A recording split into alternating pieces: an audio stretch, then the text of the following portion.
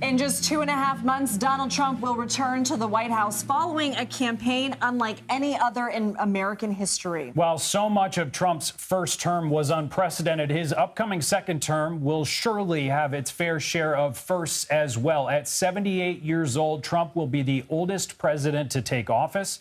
He'll also be the first president with a criminal conviction on his record and the first since Grover Cleveland in 1892 to take back the White House after an election defeat. And to help give us more historical context to all of it, Mary Frances Berry joins us now. She's a professor at the University of Pennsylvania and a former chair of the U.S. Commission on Civil Rights. Thank you for joining us. How do you contextualize Donald Trump's election win?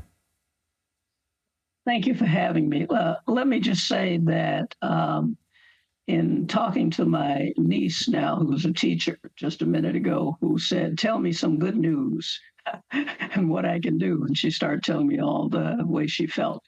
What has happened is that Donald Trump represents large numbers of people who believe that they are not better off now than they were 4 years ago, stealing Ronald Reagan's theme, which worked very well for him.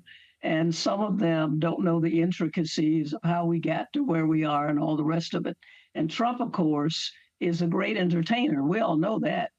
And he, in fact, speaks to people in language that they, working class people, in language that they understand. They may not get all the nuances.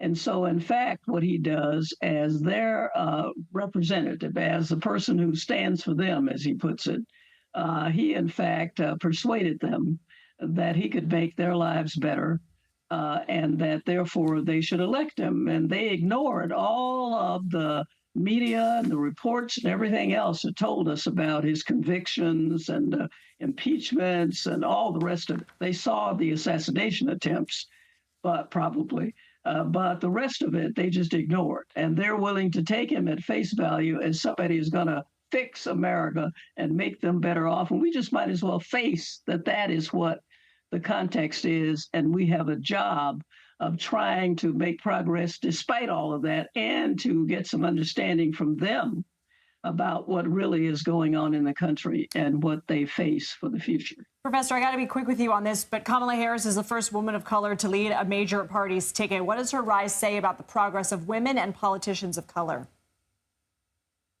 It doesn't say as much as you would think.